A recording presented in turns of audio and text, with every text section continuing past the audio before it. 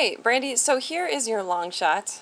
Here's your portrait, still life, and then vocational shot.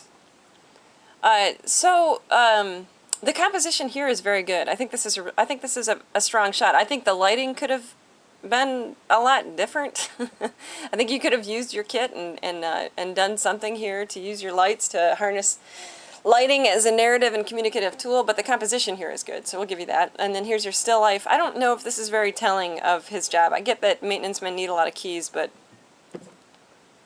I don't know. I don't think that this does much to tell us a story about him.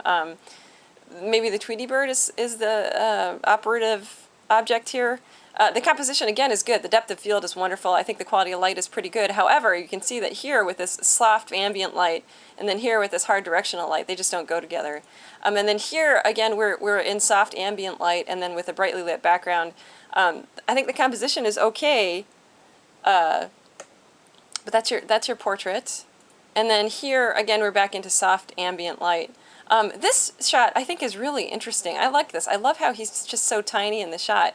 And you know, he's in this empty room. So I think that this is actually probably your most effective shot, followed by this. These two go together. I mean, clearly, like, the background is mostly white. Everything's clean and sparkling. And he's actively engaged in the background. Then this still life, not so much. And then this portrait, I don't know, not so much. Let's see if we can find some better portraits in here, shall we?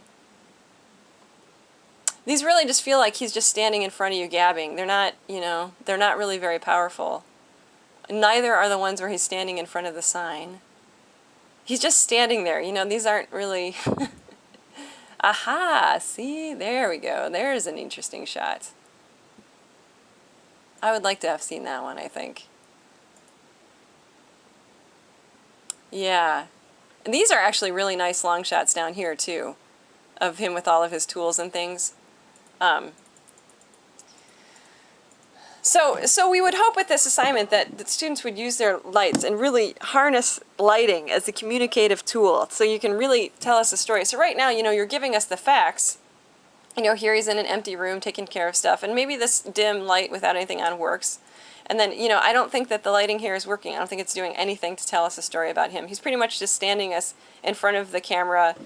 You know, no efforts are made to emphasize him visually. You know, and the background doesn't seem terribly thoughtful either. You know, it's just kind of what he was standing in front of. This is a beautiful shot, but the lighting doesn't fit anything else. All of the other lighting is it's diffused and ambient. You know, it's coming from everywhere. And this one is really directional. Probably one of the shots in his shop of something that was still life in his shop would have made a lot more sense here. And then this is actually probably a pretty good vocational shot. So there's some success here, but it seems like, you know, more time needed to be made and more thought given to harnessing your lights to actually tell us a story, or at least sticking with one type of light. Does that make sense? I hope it does. Okay, thanks, Randy.